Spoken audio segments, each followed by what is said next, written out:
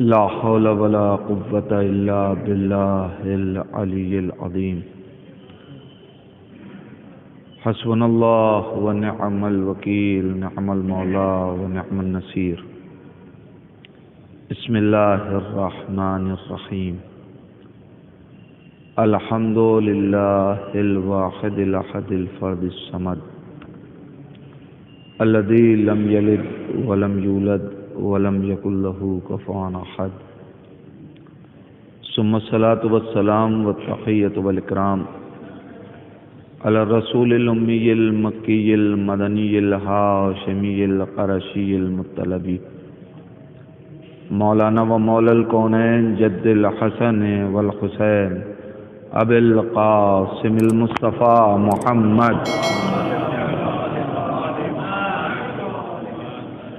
ولعنة الله على أعدائهم أجمعين من الآن إلى قيام يوم الدين وبعد يوم الدين. اللهم لعن قاتلي فاطمة الزهراء سلام الله عليها. اللهم لعن قتلة الحسين وأولاده وأصحابه أجمعين. أما بعد فقد قال الله تعالى في القرآن الحكيم وهو أصدق الصادقين وقوله الحق. بسم الله الرحمن الرحيم.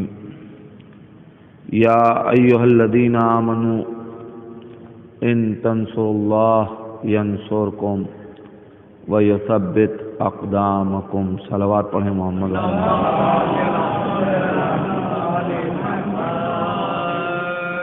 آپ تمام حضرات سے گزارش ہے ایک بار سورہ حمد 3 مرتبہ سورہ اخلاص کی تلاوت فرما کر مرحوم و مغفور علی جناب انتصار مہدی صاحب مرحوم ابن عسکری مہدی صاحب کی روح کو ایصال فرما.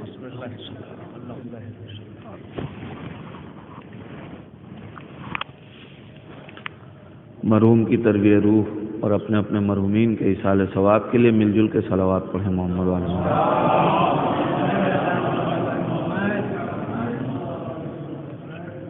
اگر زحمت نہ ہو تو آپ ذرا تھوڑا تھوڑا سا آگے آ جائیں.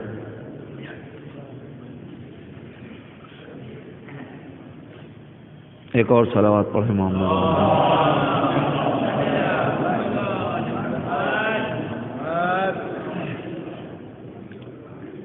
یہ بھی صرف فرش عزائے حسین ہے جہاں پیچھے والوں کو آگے بلایا جاتا ہے، ورنہ آج دنیا پیچھے تو ڈھکیلتی ہے، آگے نہیں بلاتی. ایک صلوات پڑھیں محمد علیہ.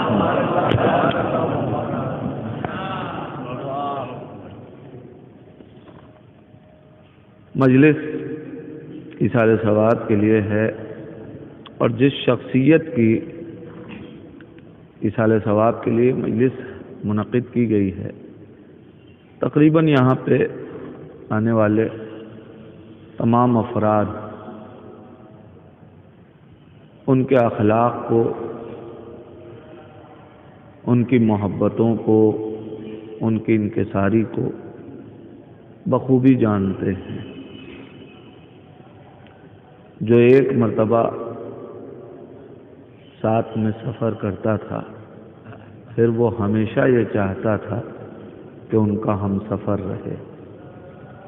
اور خود مولائے کائنات نے بھی کہا ہے کہ اگر کسی کو پرکھنا ہے کہ وہ اچھا ہے یا نہیں ہے تو اس کے ساتھ سفر کرو. اور جب انسان سفر کرتا ہے تو پہچانا جاتا ہے، اس لیے کہ آسائشوں میں ساتھ دینا الگ ہے، مشکلات میں پشت پناہ بن جانا الگ ہے. اور وہ ایسی شخصیت تھی کہ جو ہر ایک کی مشکلات میں ساتھ ہوا کرتی تھی. ظاہر ہے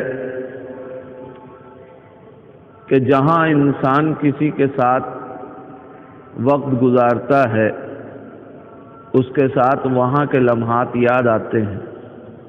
یہ بھی ایک خوش قسمتی ہے مہدی بھائی کی کہ جب بھی کوئی ان کے ساتھ سفر کرنے والا کبھی مکے جائے گا تو وہاں اسے یاد آئے گا کہ میں مہدی بھائی کے ساتھ تھا. جب کربلائے معلیٰ جائے گا تو وہاں یاد کرے گا کہ میں ان کے ساتھ تھا۔ اب آپ سوچیں کہ ذہن کے جس خانے میں انہوں نے اپنی تصویر ابھاری ہے اور جن مقامات سے اپنے کو وابستہ کیا ہے، جب اس مقام پہ ان کا ذکر آئے گا اور ذکر خیر کیا جائے گا ان کا، تو لا محالہ حج کرنے والا ایک مرتبہ حج کر کے آیا، زیارت کرنے والا شاید ایک مرتبہ 2 مرتبہ زیارت کر کے آیا، مگر اب جب جائے گا تو اس کو وہاں جس کے ساتھ گیا تھا وہ یاد آئے گا۔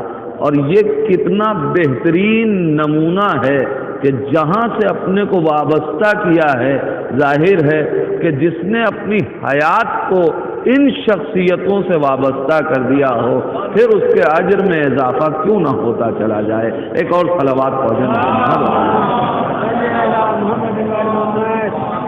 ظاہر ہے یہ ان کی خدمتوں کا اعتراف ہے، اور اس کے بعد میں اصل گفتگو کرنا چاہتا ہوں، چونکہ نام آپ کا انتصار تھا، لہذا میں نے اسی مناسبت سے آج کی گفتگو کے لیے میں نے آیت کو منتخب کیا ہے، مگر اس سے پہلے چونکہ مجلس ایصال ثواب کی ہے، لہذا میں اپنی عادت کے مطابق ایک بات ضرور کہوں گا ایصال ثواب کی اہمیت کے سلسلے میں، کہ دیکھیے آج عالم اسلام کو اگر آپ اٹھا کے دیکھیں تو عالم اسلام کا ہر فرقہ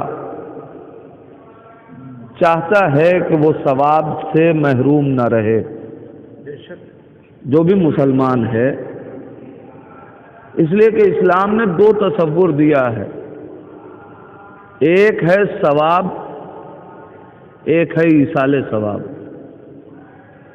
یہ دونوں تصور اسلام کے دیے ہوئے ہیں۔ ثواب کا تصور بھی اسلام نے دیا، ایصال ثواب کا تصور بھی اسلام نے دیا۔ ہر مسلمان یہ چاہتا ہے کہ وہ ثواب حاصل کرے، اور اس ثواب حاصل کرنے کے چکر میں وہ یہ بھی نہیں دیکھتا کہ ہمیں جو بات بتائی جا رہی ہے وہ صحیح راستے سے پہنچ بھی رہی ہے یا نہیں۔ لہذا اگر کسی نے یہ کہہ دیا کہ یہ بدعت بھی ثواب رکھتی ہے تو یہ مسلمان ثواب کے چکر میں بدعتیں انجام دینے لگ رہا ہے۔ ظاہر ہے بہت سی باتیں صرف اشاروں میں کہہ کے آگے بڑھیں گی، لیکن صرف ثواب کی لالچ ہے نا۔ ہر کام انسان کس لیے کر رہا ہے؟ اتنے ناواقف ہیں کہ اگر کسی نے کہہ دیا کہ اپنے جیسے مسلمان کا سر کاٹو گے تو ثواب مل جائے گا، تو لوگ سر کاٹنے پہ تل گئے۔ کیوں؟ ثواب حاصل کرنے کے لیے۔ یہ بھی نہیں سمجھا کہ یہ کون سا ثواب ہے، اس میں کون سا ثواب ہے، لیکن بات لالچ ہے ثواب کی کہ ہمیں ثواب مل جائے۔ لہذا عالم اسلام کا ہر فرقہ ثواب کے چکر میں کام انجام دے رہا ہے۔ انسان صبح سے لے کے شام تک ایک مسلمان کی زندگی کو اٹھا کے دیکھے تو ہر کام وہ ثواب کی لالچ میں کر رہا ہے، ہمیں ثواب مل جائے۔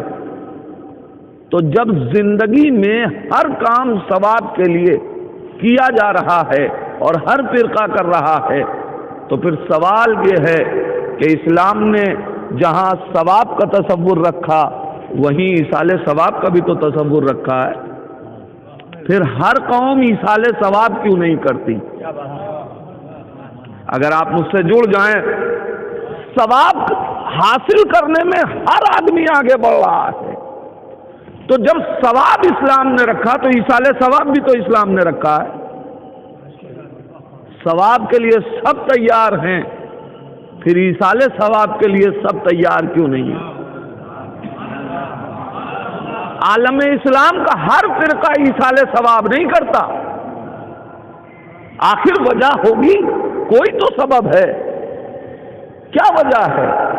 جبکہ ثواب بھی اسلام کا دیا ہوا تصور، ایصال ثواب بھی اسلام کا دیا ہوا تصور۔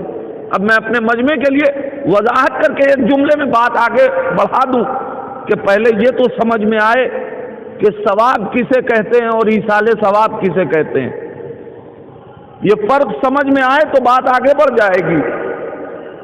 ثواب کسے کہتے ہیں؟ میں بہت آسان لفظوں میں ایک بات کہہ رہا ہوں اور فرق آپ کے سامنے رکھنا چاہتا ہوں. جب نماز انسان اپنے لیے پڑھے تو ثواب ہے، اور جب یہی نماز پڑھ کے اس کا ثواب کسی کو دے دے تو ایصال ثواب ہے. میں کیا کہہ رہا ہوں عزیزان ایمان؟ شاید اس سے زیادہ آسان میں فرق بیان نہیں کر سکتا. نماز جب خود اپنے لیے پڑھے تو ثواب، جب پڑھ کے اس کا ثواب کسی کو دے دے تو ایصال ثواب. روزہ جب اپنے لیے رکھا جائے تو ثواب، جب رکھ کے اس کا ثواب کسی کو دے دیا جائے تو ایصال ثواب.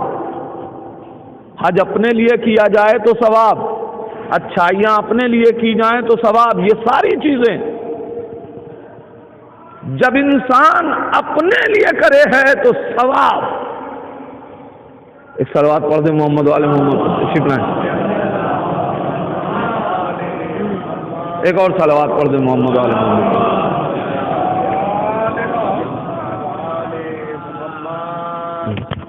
میں نے کہا اسلام نے دو تصور دیے ہیں، ایک ثواب کا ایک ایصال ثواب کا. جب انسان عبادتیں اپنے لیے کرے تو ثواب، جب ان عبادتوں کو کر کے اس کا ثواب کسی کو دے دے تو ایصال ثواب. اب فیصلہ کرنے میں مشکل نہیں ہے کہ جو لوگ ثواب کے قائل ہیں وہ ایصال ثواب کے کیوں قائل نہیں ہیں. یاد رکھیے یہ وہ لوگ ہیں کہ جو سیلفش ہیں. جو ایصال ثواب کا قائل نہیں ہے وہ خود غرض ہے، اپنے لیے جینا جانتا ہے، دوسروں کے لیے جینا نہیں جانتا. جو قوم اپنے لیے جینا جانتی ہے وہ صرف ثواب کی طرف بھاگتی ہے، جو غیروں کے لیے بھی جینا جانتی ہے وہی ایصال ثواب کیا کرتی ہے. اور یاد رکھیے اسلام نے اپنے لیے جینے کو ہنر نہیں سمجھا ہے، غیروں کے لیے حیات وقف کرنے کو ہنر مانا. صلوات پڑھ دیں محمد. اگر انسان اپنے لیے حیات گزارے تو یہ ہنر نہیں ہے. اسلام کی نگاہ میں جب حیات دوسروں کے لیے وقف کی جائے تو ہنر ہے. اور اگر یقین نہ ہو کہ اپنے لیے حیات ہنر نہیں ہے، جب دوسروں کے لیے گزاری جائے تو ہنر ہے. دلیل کیا ہے؟ کوئی عمل اٹھا کے دیکھ لیجئے، دعا اپنے لیے کرنا ہنر نہیں ہے، دوسروں کے لیے دعا کرنا ہنر ہے. لباس اپنے لیے تیار کرنا ہنر نہیں ہے، دوسروں کو بے لباسوں کو لباس عطا کرنا ہنر ہے. عزیزان ایمان ورنہ یہ زکوٰۃ کا تصور اسلام میں نہ آتا. نہیں عزیزان ایمان میں صرف بات مسلمان کی نہیں کر رہا. اسلام وہ مذہب ہے جو دوسروں کے لیے جینے کا حکم دیتا ہے. شاید اسی لیے اسلام نے پڑوسیوں کے حقوق رکھے. میں کیا کہہ رہا ہوں؟ پڑوسیوں کے حقوق رکھے. اور پڑوسی میں یہ نہیں کہا کہ جو مسلمان ہو اسے دیکھنا. 40 گھر کے حدود بتائے ہیں کہ اب اس میں عیسائی ہو، مسلمان ہو، غیر مسلمان ہو، تم اپنا اخلاق پہنچاؤ گے اسلام پہنچتا چلا جائے گا. صلوات پڑھتے محمد.